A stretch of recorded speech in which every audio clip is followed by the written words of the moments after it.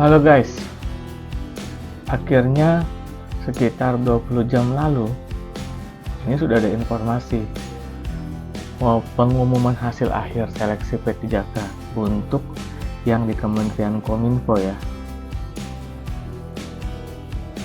Ini di sini ada linknya. Informasi selengkapnya dapat diakses melalui https://s.id pengumuman PPP Kominfo. Coba kita buka ya linknya ya.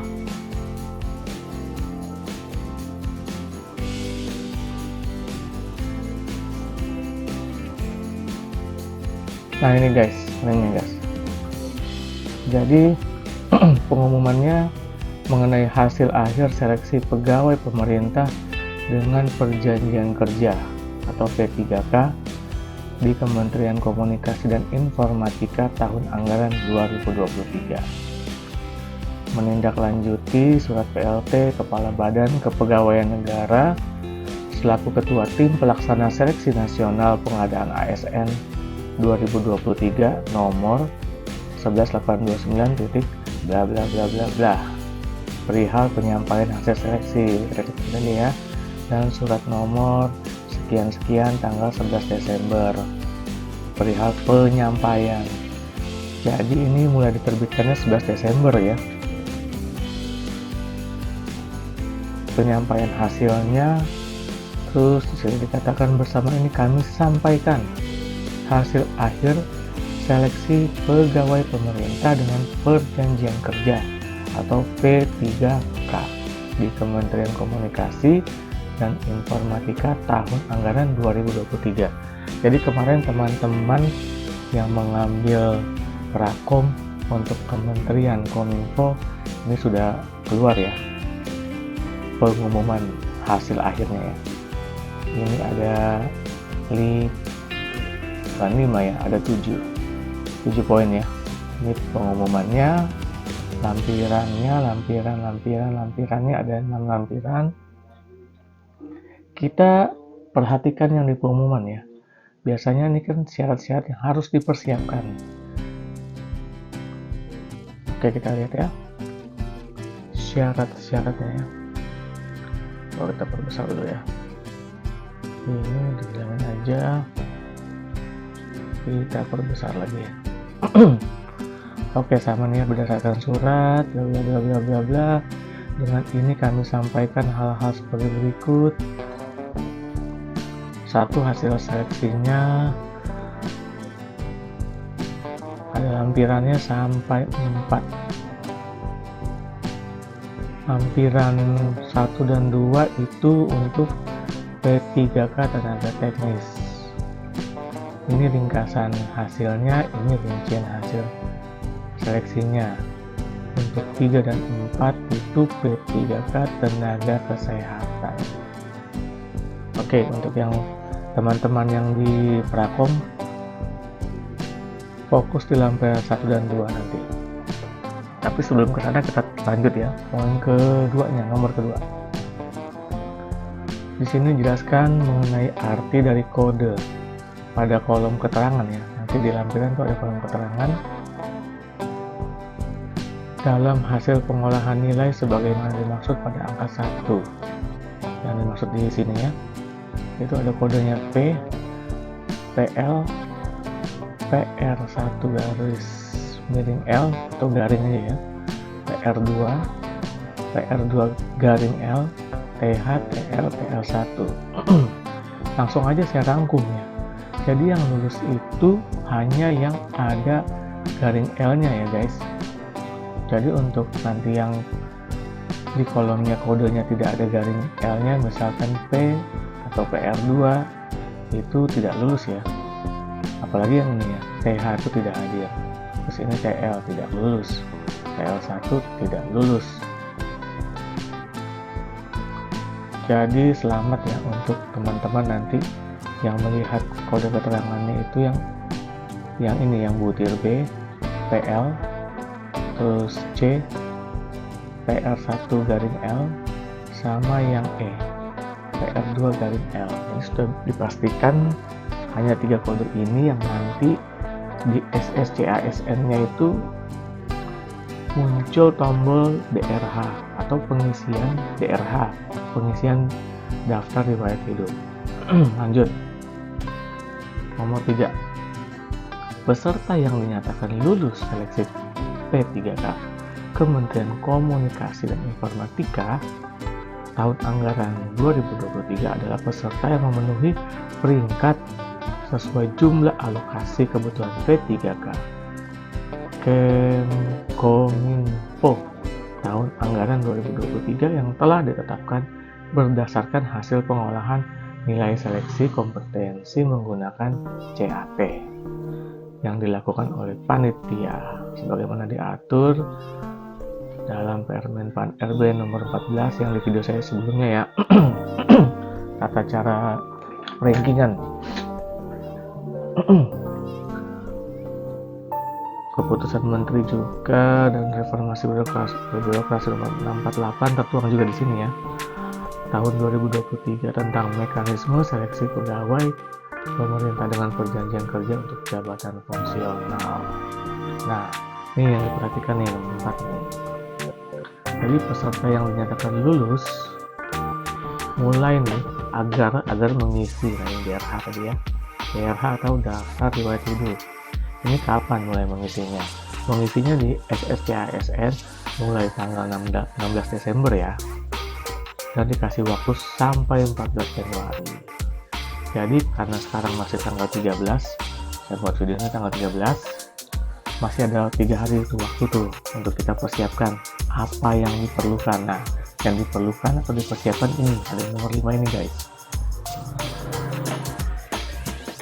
Pertama, ada 4 ya. Pertama, pas foto terbaru, ingat menggunakan kemeja putih atau belakang warna merah. 2. Ijazah asli. 3. Transkrip nilai asli. 4. Hasil print out DRH nanti tanggal 16 berarti ya, karena baru bisa ngisi di SSCASN DRH-nya itu di tanggal 16. Nah, ini nama, tempat lahir, tanggal lahir ditulis tangan ya, menggunakan kapital balok dengan tanda hitam, 5 materai 10.000.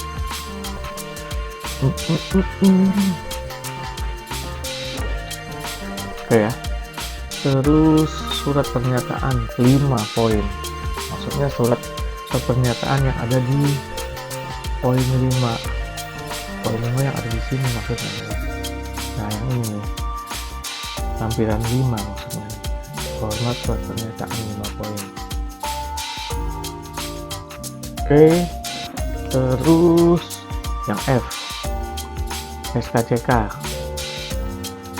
yang diterbitkan oleh kepolisian tentunya dan masih berlaku pada saat pengisian DRH.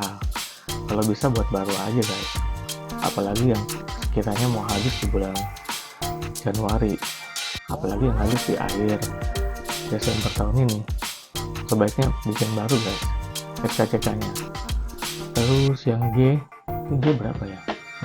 Jadi ada 1, 2, 3, 4, 5, 6, 7. Yang ke-7 ada banyak ya, nggak cuma 4. Oh, maksudnya tadi yang dimaksud pada poin 4 bukan 4 ya guys, ini ada udah ke-7 nih, A, B, C, D, E, F, F, dan G. Yang ke-7, yang ke-7 tadi surat keterangan sehat jasmani dan rohani.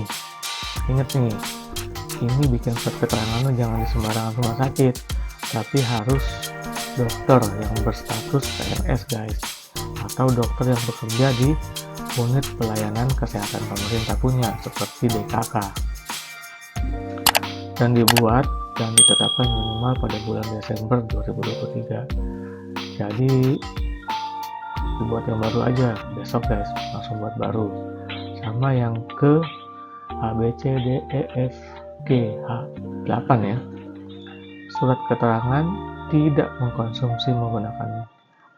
mengkonsumsi atau menggunakan narkotika, psikotropika, prekursor, dan zat adiktif lainnya. Nah, ini ditandatangani oleh dokter dari unit pelayanan kesehatan pemerintah atau dari pejabat yang berwenang pada badan atau lembaga yang diberikan kewenangan untuk pengujian zat narkoba yang dimaksud. yang dibuat dan ditetapkan minimal pada bulan Desember 2023. Ini mungkin kalian bisa ke Polres guys, nanti diarahin. Kita kasih, kalau perlu dicetak aja untuk kita jelaskan kalau kita ingin buat surat keterangan yang syaratnya seperti ini, dalam rangka untuk syarat kelengkapan berkas kelulusan P3K. Nomor 6. Nah, hati-hati nih, jangan sampai lewat waktu, karena sini disebutkan apabila sampai dengan batas waktu yang telah ditentukan sebagaimana angka 4, yaitu sampai 14 Januari. Ini poin 4 tadi kan ya. 16 Desember sampai 14 Januari kita belum juga melengkapi, tidak mengisi DRH dan atau tidak memenuhi atau melengkapi, benar tidak melengkapi kelengkapan dokumen sebagaimana yang dimaksud pada angka 5. C, A, B, C, D, E, F, G, H. Ada 8 ya. Jadi kelengkapannya ada 8 dokumen ya. 8. Maka yang bersangkutan dianggap tidak memenuhi syarat atau dianggap mengundurkan diri. Sayang nih guys. Untuk kalian yang sudah lulus, pastikan nih guys, jangan sampai telat untuk 8 berkas atau 8 dokumen yang diperlukan untuk pengisian DRH, daftar riwayat hidup. Oke ya. Poin 7. Ini kalau mau mengundurkan diri, tentunya enggak dong. Masa udah capek-capek kita mengundurkan diri. Poin 8. Nah ini apa ini ya? Oh, kalau kita sudah dinyatakan lulus tapi kemudian mengundurkan diri, kita dapat sanksi nih, nggak boleh melamar untuk 1 periode berikutnya. Berarti begitu diadakan lagi kebutuhan P3K, kita tidak bisa melamar karena kita mengundurkan diri. Lalu yang 9, apabila dalam pelaksanaan tahapan seleksi administrasi, kompetensi, sampai dengan pemberkasan usul nomor induk P3K dan di kemudian hari diketahui terdapat keterangan dokumen peserta yang tidak sesuai atau tidak benar atau menyalahi ketentuan yang dipersyaratkan. Nah ini bahaya nih guys. Jadi pastikan semua yang kita lampirkan itu sesuai semua, dari mulai administrasi, kompetensi mungkin kalau ternyata ditemukan kecurangan mungkin ya. Nah ini langsung diberhentikan nih. 10. Peserta harus membaca dengan cermat. Oke ya. Oke, udah paham sudah ya. Nah, ditetapkan di Jakarta tanggal 11 Desember. Oke, jelas ya guys. Jadi ada 8 itu ya. Oke, gitu aja informasi dari saya. Terima kasih.